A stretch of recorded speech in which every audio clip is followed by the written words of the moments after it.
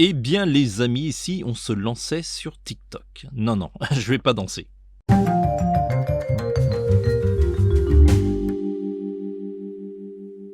Hello les amis, j'espère que vous allez bien.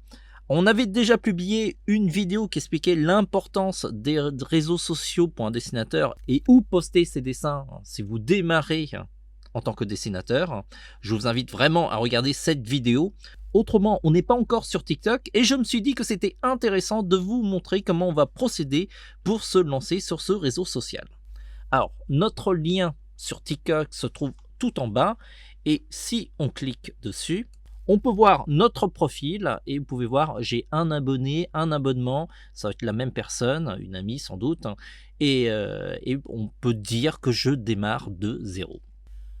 Dans cette vidéo, je vais montrer ma réflexion et comment je vais procéder. Peut-être que ça va être un échec, une réussite. En tout cas, on va essayer d'avoir le plus d'abonnés possible et on va voir si cette aventure sur TikTok est un échec ou un succès.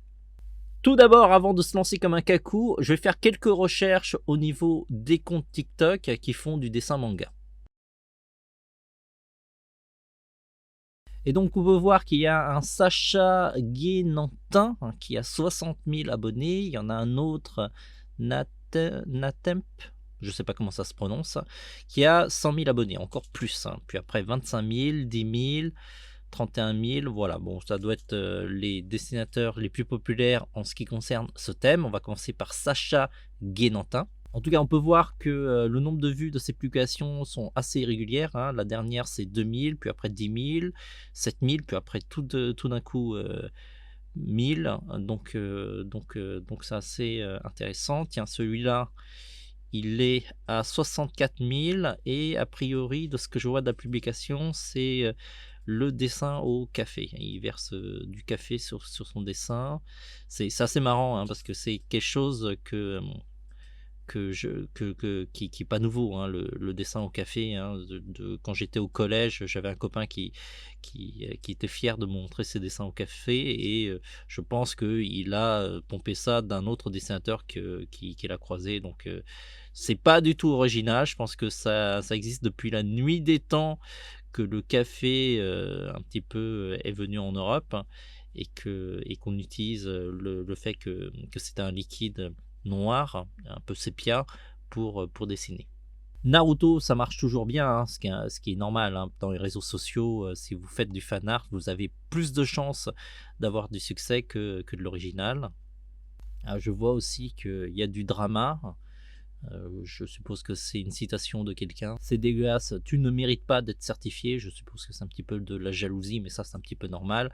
Et il monte ça un petit peu en épingle, histoire de faire un petit peu du drama. Je devrais peut-être faire ça aussi.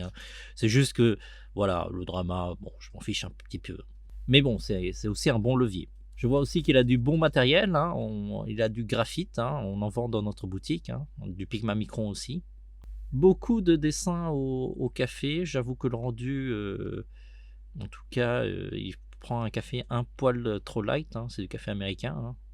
Il faudrait qu'il densifie un petit peu plus le café s'il veut que la couleur soit beaucoup plus efficace. Ça, c'est mon petit conseil à moi. Voilà, passons à un autre compte pour voir ce qui est fait sur TikTok pour comprendre un petit peu la popularité et ce qu'on devrait poster. Maintenant, on va sur Natemp. Je ne sais pas comment ça se prononce. J'espère que j'écorche pas. Et donc, de ce que je comprends, il fait des petites devinettes en dessin et du coup s'amuse son public qui essaye de trouver ce que ça veut dire. Par exemple, celui-là.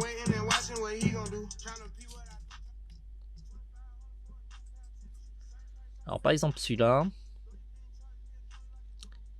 t'es pas humain. T'es un génie.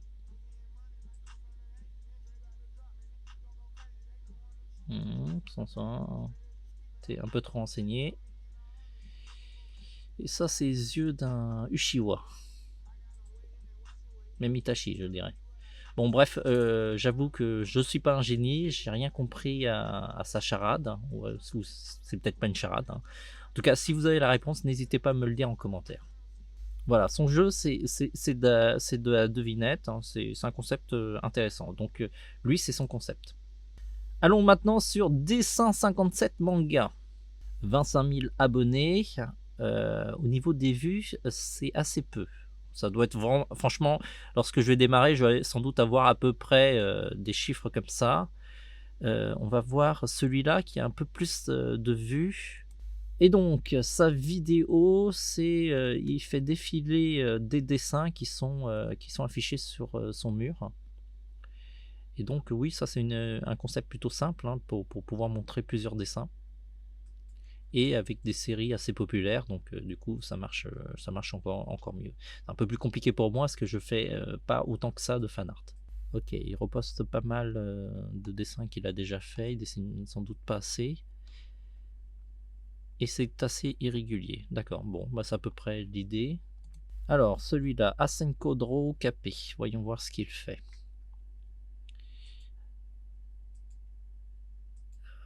D'accord, les vues sont relativement modestes, à part celui-là que je vois dessiné en 2021, et il montre le matériel qu'il fait. Il est fan d'Argem, hein, parce que je vois des copies de Argem, donc voilà, et il montre son matos. Bon, ça tombe bien, ça je peux faire aussi, j'ai pas mal de matos. Par contre, les copies de dessinateurs, je fais un peu moins, mais bon, ça devrait être pas trop compliqué. Ce qui est dommage, hein, c'est que je vois pas quand est-ce que les publications sont publiées, à quelle heure. Donc, va falloir que je fasse des tests pour voir à quelle heure c'est le plus efficace, histoire de publier à des moments où les gens sont là, parce que bon, ça serait dommage de publier lorsqu'il n'y a personne. Éventuellement, si vous avez des conseils, n'hésitez pas à me le dire, hein. Et d'autres concepts, hein, de vidéos à faire. Et si vous avez des TikTokers à me conseiller côté dessin manga, ben, n'hésitez pas. Tiens, je vais noter en anglais histoire de voir ce que ça donne. Drawing manga. On va tomber sur quoi? Sur qui? Drawing mangaka. Donc voilà, ça c'est plutôt marquant comme pseudo. Et il se filme en train de réaliser des dessins, montrer du matériel, d'accord. Au niveau des vues, alors c'est à peu près irrégulier. Il y a des trucs qui sont bien vus, il y en a d'autres beaucoup moins. Donc c'est pas forcément évident de reproduire des recettes, des concours. Ah oui, ça j'ai vu ça, c'est le fait de massacrer ces dessins avec une sorte de tourbillon, je sais pas quoi. C'est bon, pourquoi pas, hein, quand on a des dessins ratés, ça peut être utile de défoncer son dessin. Le résultat final est probant? Non, pas tellement. Voilà, là je crois que j'ai pris toutes les infos qu'il me faut pour me lancer sur TikTok. Va falloir maintenant préparer du contenu. Je vais essayer d'être régulier au départ, au moins durant une semaine, hein, et je vais publier à des heures différentes pour voir ce que ça donne. Peut-être que je ne serai pas aussi régulier que ça après, parce que une fois par semaine c'est quand même beaucoup, peut-être que tous les 2 jours, 3 jours. En tout cas, on va préparer déjà du contenu pour une semaine et on se retrouve pour se faire un bilan et éventuellement peut-être plus tôt s'il y a des rebondissements au niveau de mes publications. Nous revoilà J+1 sur TikTok. On a publié notre première vidéo. C'est une vidéo plutôt simple sur laquelle je monte des dessins en fan art. Comme je me suis dit que les gens ne me connaissent pas encore, je vais leur montrer des choses qui sont assez familières et qui les touchera un peu plus. Et donc le fan art, c'est plutôt, ça coche plutôt bien toutes les cases. J'ai pu voir que dans le champ commentaire, c'était déjà limité et on pouvait mettre des hashtags, chose que j'avais pas prévue. Du coup, j'ai mis à peu près les hashtags que j'aurais mis si j'étais sur Instagram. Les hashtags, c'est hyper important d'en mettre pour aider les gens à vous retrouver et permettre l'algo de TikTok de remonter dans vos contenus. Par exemple, si vous cherchez dessin manga, ben vous remontez dans ces recherches. Sinon, c'est hyper compliqué pour un algorithme de comprendre ce qu'il y a sur une vidéo. Sinon, on peut aussi mettre des hashtags qui n'ont aucun rapport, juste pour avoir plus d'audience. Si on prend l'exemple d'Instagram, il y a pas mal de dessins où on voit le hashtag Copic, alors que le dessin, soit il est en numérique, soit il est même pas fait avec des Copic. Et ça, c'est juste pour faire remonter l'audience des Copic dans le dessin. Alors, si on revient sur les TikTokers, voilà, ça c'est, comment il s'appelle ce garçon? Sacha Guénantin, qui a 60 000 abonnés. Sa dernière publication a cartonné avec 44 000 vues. Et donc, si on regarde un petit peu ces hashtags, il y a draw, dessin, manga, animé art, ce qui correspond à ce que j'aurais mis aussi sur mes dessins. Et je vois qu'à la fin, on a viral et FYP ainsi que le hashtag art. Art, c'est très général, mais ça a du sens aussi. Je suppose que viral et FYP, c'est pour booster l'audience. D'ailleurs, je vais faire une recherche sur FYP, ce que ça veut dire. Alors, FYP, c'est l'acronyme de For You Page et c'est le flux principal de TikTok. Et donc, si on met ce hashtag, on a théoriquement plus de vues. Pour espérer d'être poussé par l'algorithme, les TikTokers usent et abusent du hashtag FYP. Et vous savez quoi? Dans notre prochaine publication, on va mettre ces deux hashtags et on va pouvoir voir s'il y a une différence en les mettant ou pas. Côté réseaux sociaux, en général, il faut tester pour le savoir. Et donc, si on va faire un bilan de cette première journée, alors on va voir, j'ai eu 726 vues, 15 abonnés de plus, parce que j'en avais un à la base, et 113 j'aime. Parce qu'un bon bilan, ça fait un peu plus de 10% par rapport au nombre de vues. On se retrouve demain ou peut-être un peu plus tard si les résultats ne sont pas significatifs. Mais en tout cas, pour un commencement, ça va bien. Je suppose qu'au début, l'algorithme a tendance à favoriser les nouveaux TikTokers, histoire un petit peu de les booster et de leur donner envie de rester sur TikTok. N'hésitez pas à me donner vos stats en commentaire si vous débutez sur TikTok et de me dire combien vous avez eu d'abonnés, de j'aime et de vues à votre première publication après 24 heures. Parce que forcément, si vous le gardez plus longtemps, vous en aurez plus. Et comme ça sera intéressant de voir et de comparer ensemble. Jour J+2 sur TikTok. Alors par rapport à la première journée, j'ai fait deux changements majeurs. J'ai ajouté les hashtags viral et FYP. J'ai eu beaucoup plus de vues. Sur la première journée, j'ai eu 733 vues et la seconde 777. On ne peut pas dire qu'il y ait une différence significative. Donc du coup, je vais revenir à une formule standard, c'est-à-dire mettre les hashtags qui correspondent à ma vidéo. Côté abonnés, j'ai pas eu énormément d'abonnés. J'ai eu 6 nouveaux abonnés. Je me suis inscrit sur plein de comptes de dessin. Je me suis aussi aperçu que le nombre de vues de ma première vidéo n'évolue plus trop et donc je suppose que TikTok met avant tout la dernière vidéo qu'on a postée en avant. C'est plutôt intéressant parce que ça permet de voir que la durée de vie d'une vidéo c'est à peu près 24 heures. Il faudra que j'ai un peu plus de recul pour savoir si c'est toujours le cas ou les vidéos peuvent exploser un peu plus tard. Alors sinon, j'ai aussi mis un sondage qui est uniquement visible sur smartphone.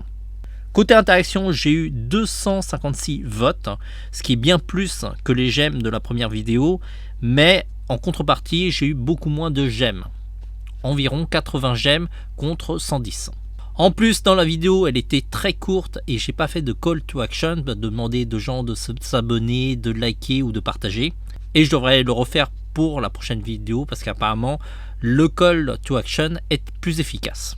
J'ai toutefois un gros souci pour demain. La raison est très simple, c'est la rentrée scolaire et comme TikTok c'est un réseau social essentiellement de jeunes, c'est un public plutôt jeune qui y va, et ils seront moins là en journée. Et donc je vais voir si la vidéo que je poste sera toujours aussi efficace ou pas du tout parce que y a une rentrée scolaire. Alors ce qui est marrant, c'est qu'à chaque rentrée, il y a un certain nombre de gens qui font des résolutions comme je vais travailler, j'arrête les jeux vidéo, internet et je vais me concentrer essentiellement sur les études. En général, ces résolutions-là partent en éclats au bout de quelques mois. En général, entre la Toussaint et Noël, tout le monde revient sur le web, joue aux jeux vidéo et surfe comme des fous furieux.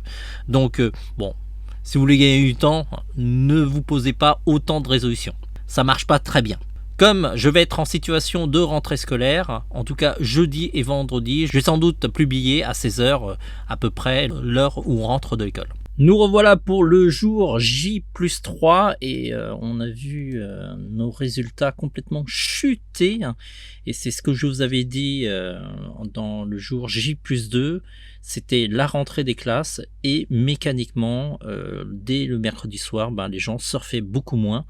Et ça s'est vu, parce qu'on est passé à peu près de 700 à 200 vues, ce qui est vraiment extrêmement peu. Alors je vous parle même pas des j'aime, on a eu très très peu de j'aime et que 2 abonnés.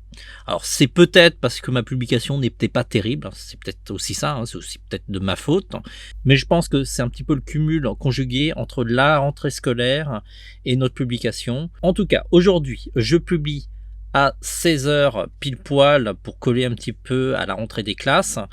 J'espère que la rentrée s'est bien passée pour tous ceux qui ont eu leur rentrée scolaire. En même temps, je vais tester quelque chose, je vais lancer un petit défi stupide, parce qu'on a reçu un kit presse avec une plaquette de tatouage, et je vais jouer un petit défi stupide sur TikTok pour voir un petit peu si des choses un petit peu plus légères et on va dire un peu débiles fonctionnent sur TikTok.